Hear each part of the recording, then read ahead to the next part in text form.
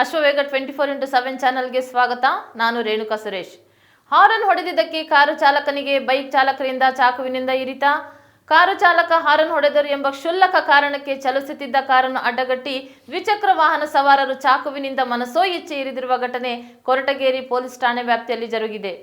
ಕೊರಟಗೆರೆ ತಾಲೂಕಿನ ಹೊಳವನಹಳ್ಳಿ ಹೋಬಳಿಯ ಬೈರೇನಹಳ್ಳಿ ಸಮೀಪ ಕೊರಟಗೆರೆಯಿಂದ ಬೆಂಗಳೂರಿಗೆ ಕಾರಿನಲ್ಲಿ ಹೋಗುತ್ತಿದ್ದ ಬೆಂಗಳೂರಿನ ಅಮೃತಹಳ್ಳಿಯ ಹೇಮಂತ್ ಸೇರಿ 4 ಮಂದಿ ಬಿದಲೋಟಿ ಗ್ರಾಮದ ಅಕ್ಕನ ಮನೆಗೆ ಬಂದು ಬೈರೇನಹಳ್ಳಿ ಕ್ರಾಸ್ನಲ್ಲಿ ಹೋಗುತ್ತಿದ್ದರು.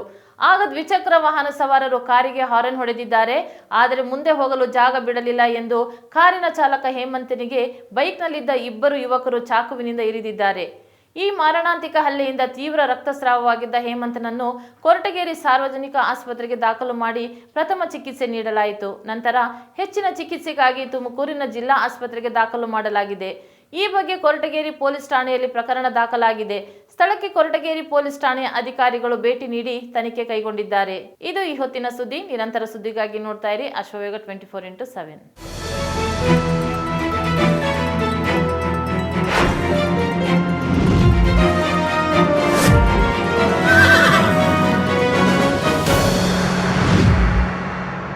ಅಶ್ವವೇಗ ಯೂಟ್ಯೂಬ್ ಚಾನೆಲ್ ನ ಲೈಕ್ ಮಾಡಿ, ಶೇರ್ ಮಾಡಿ, ಸಬ್ಸ್ಕ್ರೈಬ್ ಮಾಡಿ, ಪಕ್ಕದಲ್ಲಿರುವ ಬೆಲ್ ಐಕಾನ್ ಬಟನ್ ಅನ್ನು ಪ್ರೆಸ್ ಮಾಡುವ ಮೂಲಕ ತಾಜಾ ಸುದ್ದಿಗಳ ಅಪ್ಡೇಟ್ ಪಡೆಯಿರಿ.